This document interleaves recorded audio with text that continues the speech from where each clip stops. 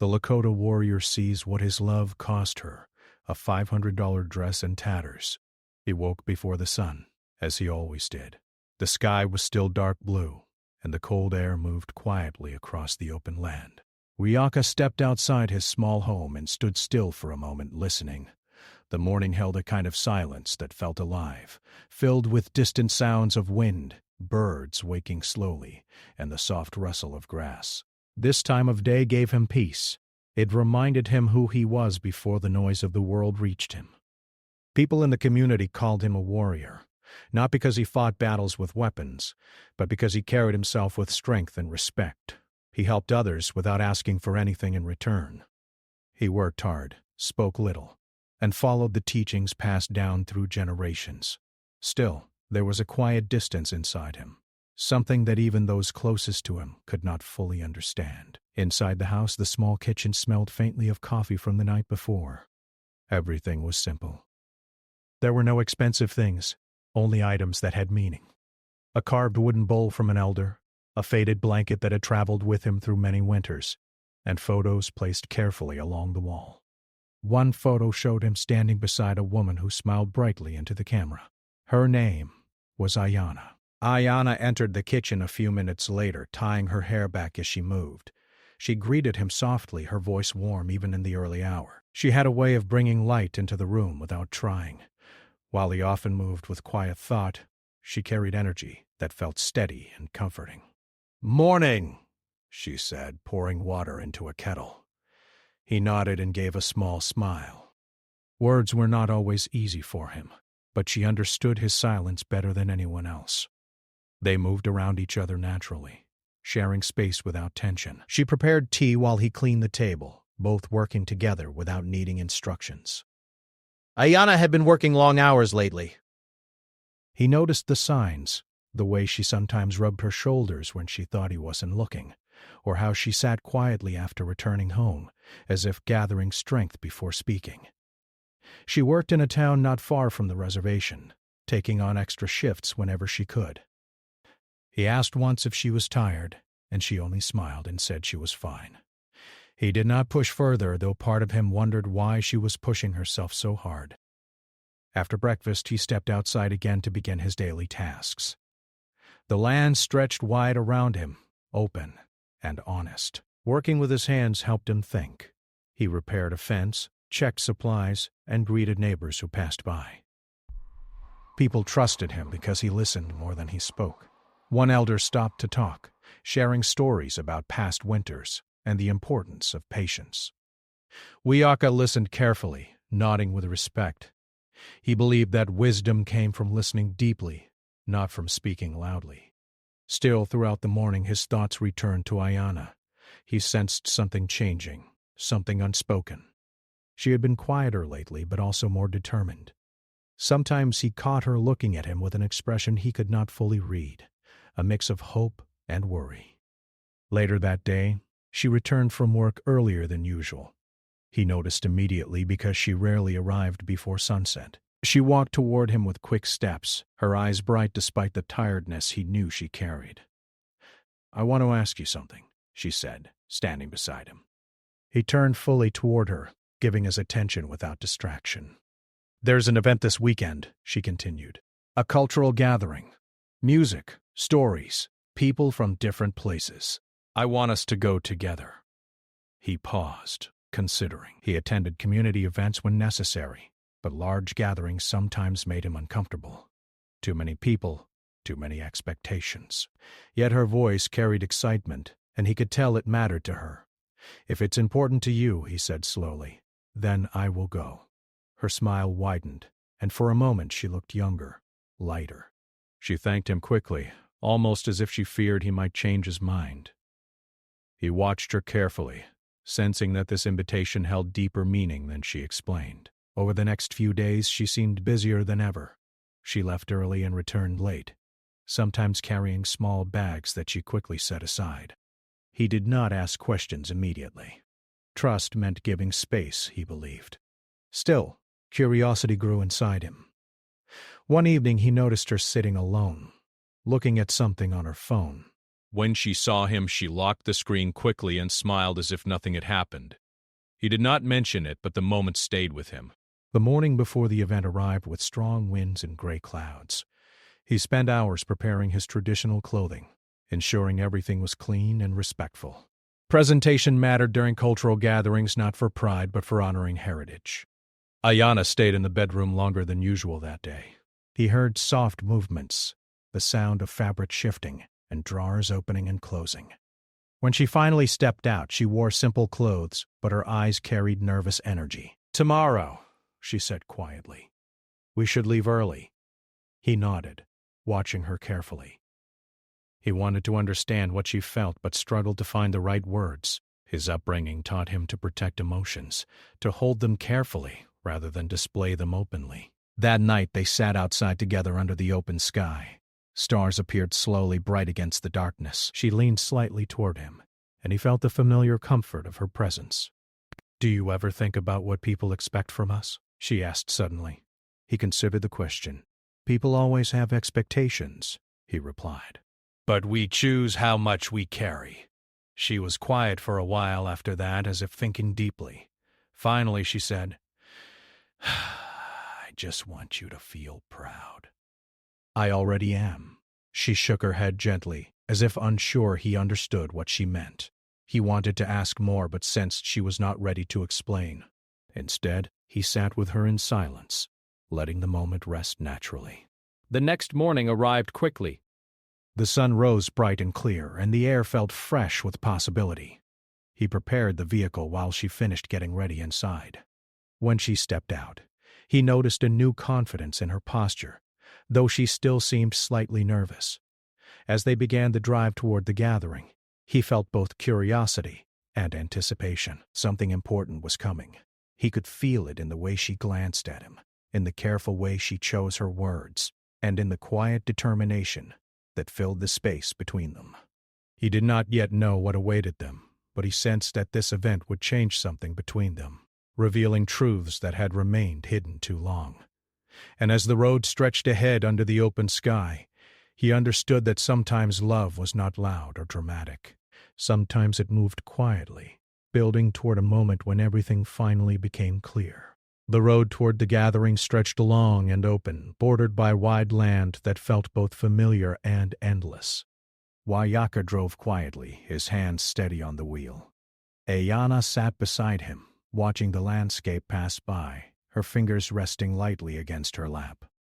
She seemed thoughtful, almost nervous, but she kept her smile whenever he glanced in her direction. The closer they came to the event, the more signs of life appeared along the roadside. Vehicles lined the path, people walked in groups, and colorful banners moved gently in the wind. The gathering felt alive even before they arrived. Music drifted faintly through the air, and the smell of food reached them before they parked. Wayaka stepped out and took a deep breath. Events like this carry deep meaning. They were moments where people came together to share culture, stories, and connection. He respected that, but crowds always made him feel slightly distant, as if he observed more than he participated. Ayanna stepped out slowly after him. She paused for a moment, adjusting something behind her back, then stood straight and confident. He noticed the change immediately. There was a quiet excitement in her expression, mixed with something deeper that he could not yet understand. They began walking toward the entrance. People greeted them warmly, nodding with recognition and respect. Several elders welcomed Wayaka with gentle smiles, acknowledging him with quiet gestures that showed appreciation for his presence. He responded respectfully, but his attention kept returning to Ayanna. When they reached a quieter space near a large tent, she stopped walking. "Wait here," she said softly. "I'll be right back." He nodded, watching as she moved away. A few minutes later she returned, and for a moment he could not speak. She wore a dress he had never seen before. It flowed gracefully, elegant yet simple, carrying colors that reflected both tradition and modern style. The fabric caught the sunlight in a soft way, giving her a presence that made people turn and look. Wayaka felt a mixture of pride and surprise. He had never seen her wear something like this. She looked beautiful, but more than that, She looked determined, as if this moment meant something deeply personal to her. You look, He paused, searching for the right word. Strong. she laughed softly, relieved by his reaction. Thank you, she said, though her voice carried nervous energy. As they walked together into the main area, people noticed her immediately. Compliments came from different directions. Some admired the design of the dress, others praised her confidence. She accepted the attention politely, but Wiyaka could see that she felt slightly overwhelmed. He began to feel uneasy. The dress looked expensive, far beyond what their usual life allowed. He wondered how she had managed to afford it. He thought about her long hours, the extra shifts she had taken, and the quiet determination he had noticed in recent weeks. They moved through the gathering slowly, stopping to greet friends and listen to performances. Music filled the air, blending drums, voices, and laughter. Children ran between groups, and elders sat together sharing stories. Ayana seemed happy, but he noticed small signs of exhaustion. The way she shifted her weight when she thought no one noticed, the deep breath she took when the crowd grew thicker. He gently offered his arm, and she accepted without hesitation. You didn't tell me about the dress, he said quietly as they walked. She hesitated for a moment. I wanted it to be a surprise. It is, he replied. He paused before adding, You worked hard for this. She glanced at him quickly, as if surprised he had noticed. It's just a dress, she said lightly, but her tone carried more meaning than the words suggested. They stopped near a group of people gathered around a small stage where a storyteller spoke about history and identity. Wiyaka listened carefully, drawn into the story. Meanwhile, Ayana stood beside him, her expression soft as she watched him engage with the moment. A woman approached them and greeted Ayana warmly. You finally wore it, she said with a smile. Ayana laughed nervously. Yes, she replied. You deserve it after all those extra shifts, the woman added casually. Wiyaka turned slightly, hearing the words clearly. The conversation moved on quickly, but the comment stayed in his mind. Extra shifts?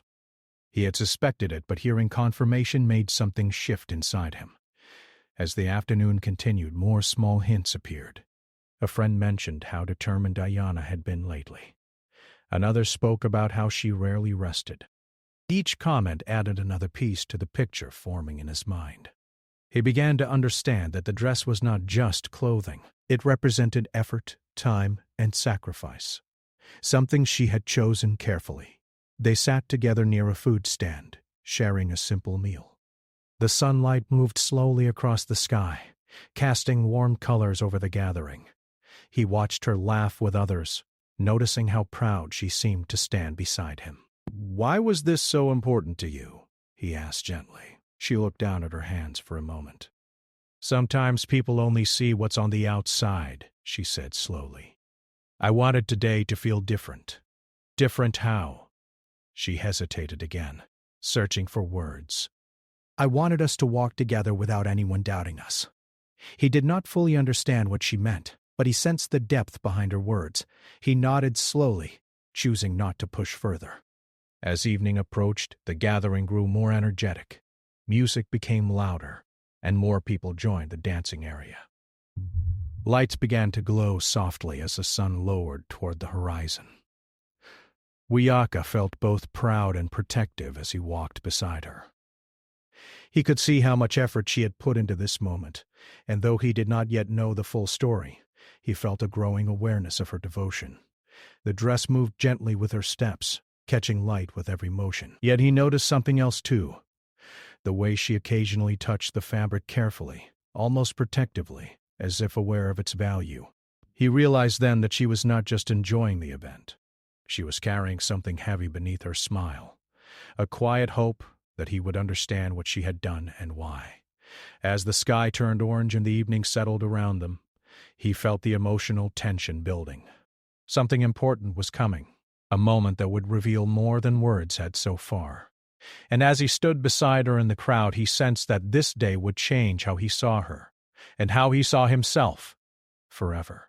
The evening air grew cooler as the sun lowered toward the horizon. Soft lights began to glow around the gathering area. creating a warm and welcoming atmosphere. Music filled the space, steady and rhythmic, inviting people to move closer together. Wiyaka and Ayana stood near the edge of the main circle, watching dancers move gracefully to the beat. Ayana's dress moved gently with every step she took. The colors caught the light, and people continued to compliment her as they passed.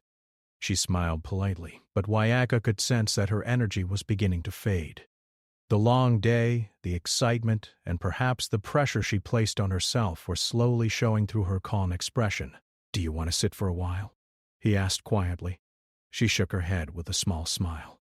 "Not yet. I want to stay a little longer." He nodded, respecting her choice. They walked slowly through the gathering, greeting familiar faces. Children laughed nearby, elders spoke softly to one another, and the smell of food drifted through the air. It felt like a moment where past and present met peacefully. Suddenly, a strong gust of wind moved across the open space. Decorations shifted, and a nearby stand lost balance slightly. A group of volunteers rushed to steady it. People stepped back to give them room, and for a brief moment, the peaceful rhythm of the gathering turned into confusion. Ayana reached for Wiyaka's arm as people moved around them. He gently guided her away from the crowd, keeping her safe from the sudden movement. In the rush, someone stumbled nearby, and a chair fell to the ground. Wiyaka quickly helped lift it, ensuring no one was hurt. When the moment settled, the music paused briefly while organizers made sure everything was secure. People laughed nervously, turning the small disruption into a shared moment of relief. Ayana looked down suddenly, her expression changing. Wiyaka followed her gaze and felt his chest tighten. The lower part of her dress had been torn. The fabric hung unevenly, a long rip running through the delicate material. Dust marked the once perfect surface, and the elegant shape she had carefully presented earlier was now damaged. For a moment, neither of them spoke. She touched the torn fabric gently, her hands trembling slightly. The smile she had carried throughout the day faded into quiet disappointment. "It's okay," she said quickly. Though her voice did not fully match her words, Wiyaka stepped closer, studying the damage. He knew immediately that the dress could not be easily repaired. He remembered the comments he had overheard earlier, the extra shifts, the long hours, the effort she had hidden from him. Seeing the torn fabric felt heavier than he expected. "I'm sorry," she whispered suddenly. He looked at her in surprise. "Why are you apologizing?" "I should have been more careful," she said softly. "I didn't want anything to happen to it." He realized then that she was not thinking about herself but about what the dress represented. It was not just clothing. It was proof of her effort, a symbol of something she wanted to show him. People nearby noticed the situation and offered kind words. Some suggested ways to fix the tear temporarily, while others tried to lighten the mood with gentle humor. Ayana thanked them politely but seemed distant, lost in her own thoughts. Wiyaka guided her toward a quieter area away from the crowd. They sat together on a bench beneath a tree where the lights above cast a soft glow. "You worked hard for this," he said quietly. She nodded slowly, her eyes focused on the torn fabric. "I saved for months," she admitted. "I wanted today to be perfect." He felt a deep emotion rise within him, a mix of sadness, admiration, and guilt. He realized that while he had noticed her effort, he had not fully understood its depth until this moment. "Why was perfection so important?" he asked gently. She hesitated before answering. "Because I wanted people to see us differently," she said. "I wanted them to see you the way I see you." Her words surprised him. He had never thought of himself in the way she described. To him, he was simply a man trying to live with respect and balance. "They already see me," he said quietly. She shook her head. "Not the way they should. And I thought, if I stood beside you looking strong and confident, maybe they would understand what we have." He felt the weight of her confession settle between them. The dress had not been about appearance alone. It had been about pride, love, and her desire to honor their relationship publicly. He looked at the torn fabric again, realizing how much she had given without telling him. The long hours, the tired evenings, the quiet determination, All of it now made sense. "I didn't know," he said honestly. "I didn't want you to worry," she replied. Silence rested between them for a moment, but it felt different from before. It carried understanding rather than distance. A group of children ran past, laughing freely, their joy unaffected by small problems. Watching them, Wiyaka felt a shift inside himself. He realized that the dress, though valuable, was only a small part of something much bigger. "You are more important than any dress," he said softly. She looked at him, her eyes searching for sincerity. "I know," she said, "but I still wanted to give you something special." "You already have," he replied. The music began again in the distance, softer at first, then growing stronger as people returned to dancing. The gathering continued, alive with energy and connection. Ayana took a deep breath and slowly stood up. Though the dress remained torn, she straightened her shoulders and lifted her head. There was a new strength in her posture, a quiet acceptance that the day had not gone as planned, yet something meaningful remained. "Do you want to leave?" he asked gently. She thought for a moment before shaking her head. "No," she said. "I still want to stay." He smiled slightly, proud of her resilience. Together they returned toward the main area, walking slowly. Some people noticed the tear but said nothing, offering only kind smiles and respectful nods.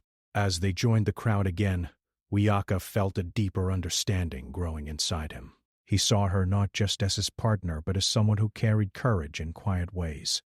Her sacrifices were not loud or dramatic, but they were powerful. The torn dress, once a symbol of perfection, now felt like a reminder of something more honest, the reality of effort, love, and vulnerability. And as the evening continued, he knew that this moment would stay with him, shaping how he understood her and himself long after the gathering ended. The music continued behind them, steady and comforting, but Wiyaka felt as if the world had grown quieter around him. Even though people laughed and danced nearby, his focus stayed on Ayana. The torn dress moved gently as she walked, the damaged fabric visible but no longer the center of attention for others. Still, he knew it mattered deeply to her. They moved away from the louder part of the gathering, walking toward a quieter path lined with small lights. The ground was soft beneath their feet, and the evening air felt cool against their skin. Ayana's steps slowed as if she needed a moment to breathe without the pressure of being watched. Wiyaka stopped beside a wooden bench and gestured gently. She sat down, looking at the ground for a long moment before speaking. "I thought I would feel embarrassed," she said softly. "But right now I just feel tired." He sat beside her, leaving enough space so she would not feel crowded but close enough to show support. "You carried a lot today," he said. She nodded slowly. "I wanted everything to be right. I wanted you to feel proud standing beside me." He turned slightly toward her. "I am proud," he said firmly. "Not because of a dress, because of you." She listened quietly, but he could see she was still holding on to something unspoken. After a moment, she took a deep breath. "When people look at us," she began carefully, "sometimes I feel like they see you as strong, and me as someone who just follows. I wanted them to see that I stand beside you equally." Her honesty touched him deeply. He had never realized she felt this way. To him, they had always been equals, each carrying strength in different ways. But he understood now that what he believed silently might not always be clear to others. "I never thought you were behind me," he said gently. "You have always walked beside me." She smiled faintly, though her eyes still carried emotion. "I know you believe that, but sometimes I needed to feel it in a different way." He nodded slowly, taking in her words. He realized that his quiet nature, while strong, sometimes left space for misunderstanding. He had assumed she understood his feelings without needing to speak them aloud. Now he saw that silence could create distance, even when love existed. They sat together in silence for a while, listening to distant laughter and music. The sky above them was dark now, filled with stars. Ayana leaned back slightly, her shoulders relaxing as the tension slowly faded. "I saved for months," she said after a while. "Not just money. I saved moments too, saying no to things, working longer hours, skipping small comforts. I kept telling myself it would be worth it when I saw your face today. You didn't need to do that, he said quietly. I wanted to, she replied. It wasn't pressure from you. It was something inside me. I wanted to give you something beautiful, something that showed how much you mean to me. He took a slow breath, choosing his words carefully. You already give me everything I need. Your presence, your support, your honesty. I don't need proof of love. I feel it every day. Her eyes softened at his words, and for the first time since the dress was torn, he saw genuine relief on her face. I think I was afraid, she admitted. Afraid that maybe I wasn't enough just being myself. He turned fully toward her, his voice steady. You have always been enough. The simplicity of his statement carried weight. She lowered her gaze, absorbing his words slowly. The evening breeze moved gently around them, carrying sounds from the gathering. Somewhere nearby, someone began singing softly, the voice filled with emotion and tradition. Ayanna laughed quietly, shaking her head. All that effort, and now the dress is ruined. He looked at the torn fabric again, then back at her. Maybe it isn't ruined, he said thoughtfully. She raised an eyebrow slightly. It looks ruined. It tells a story now, he replied. Before, it was just something new. Now, it shows what you went through today. She considered his words, her expression thoughtful. You always find meaning in things, she said. He shrugged lightly. I try to. They sat quietly again, but the silence felt warm rather than heavy. Wiyaka realized that this moment mattered more than any event happening around them. It was a moment of understanding, of finally speaking truths that had remained hidden. I'm sorry if my silence ever made you feel unseen, he said after a while. She shook her head gently. You don't need to apologize. We just needed to talk more. He smiled slightly at that. Talking had never been easy for him, but tonight felt different. He wanted to learn, to grow with her. A group of people walked past nearby, laughing together. One of them noticed Ayanna and offered a friendly wave without mentioning the torn dress. The kindness in the gesture made her smile. I was worried people would judge me, she said quietly. Most people are too busy with their own stories to judge, he replied. She nodded, understanding the truth in his words. After resting for a while, she stood slowly, adjusting the damaged fabric carefully. Despite the tear, she carried herself with confidence again, as if the earlier disappointment had transformed into something stronger. Let's go back, she said. I don't want to miss everything because of one mistake. He stood beside her, feeling proud of her strength. Together they walked back toward the main area where music and laughter welcomed them again. This time, Wiyaka noticed a change in himself too. He felt more open, more aware of her effort and emotion. The distance he sometimes carried began to soften, replaced by a deeper sense of partnership. They joined a small group near the dance circle, watching others move to the rhythm. Ayanna laughed when a child ran past and nearly bumped into them, the moment light and joyful. The torn dress remained visible, but it no longer felt like a symbol of loss. Instead, it represented something real, a reminder of effort, honesty, and growth. As the night continued, Wiyaka knew that their relationship had shifted in an important way. They had spoken openly, shared truths, and chosen understanding over silence. And as they stood together beneath the lights, he felt certain that what they had gained tonight was far more valuable than anything that had been damaged. The night moved forward slowly, filled with music, laughter, and the quiet rhythm of people enjoying each other's presence. Wiyaka and Ayanna stood together near the dance circle, watching as groups formed and reformed with every song. The earlier tension had softened, replaced by a calm understanding that felt deeper than words. The torn dress still moved gently around Ayanna as she walked, but she no longer tried to hide it. Instead, she carried herself with quiet confidence, as if she had accepted that the day did not need to be perfect to be meaningful. Wiyaka noticed how her smile now came more naturally, no longer forced by expectation. A group of elders invited people to gather closer for a closing moment before the event began to wind down. people slowly formed a wide circle, some standing, others sitting on blankets. The lights above glowed softly, and the sky was filled with stars that seemed brighter away from the noise of town.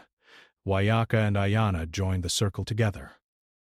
As they stood side by side, he felt a sense of peace settle inside him. The evening had not gone as she planned, but something important had changed between them. The distance that once existed in quiet spaces had been replaced by open understanding. An elder began to speak about community, resilience, and the way life often teaches through unexpected moments. The words felt personal to Wayaka. He listened closely, thinking about everything that had happened that day, her effort, the torn dress, their conversation beneath the lights. He realized that he had often believed strength meant carrying burdens alone. Tonight had shown him that true strength sometimes meant allowing someone else to share the weight. When the speaking ended, people began to greet one another before leaving. Some approached Ayana, complimenting her presence and thanking her for coming. None of them focused on the damage to her dress. Instead, they noticed her smile, her kindness, and the way she stood confidently beside Wayaka. As they walked back toward the parking area, she laughed softly. "I was so worried about what people would think," she said, but no one cared about the tear. She nodded, understanding the truth in his words. The air felt cooler now, and the ground crunched softly beneath their steps. The sounds of the gathering faded behind them, replaced by the quiet of the open night. When they reached the vehicle, she paused before opening the door. "Today didn't go how I imagined," she said. "No," he agreed gently. "But maybe it went how it needed to." She smiled at that and sat down, carefully adjusting the torn fabric so it wouldn't catch on anything. As he started the engine, the headlights illuminated the road ahead, long and empty under the night sky. During the drive home, they spoke more openly than they had in a long time.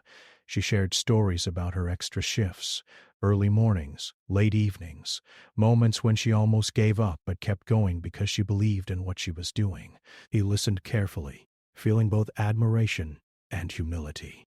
"I thought if I showed my love through effort, it would be clearer," she said. "It was clear," he replied. "I just needed to learn how to see it better." She reached across the seat and gently placed her hand over his. The gesture felt simple but powerful, filled with quiet reassurance.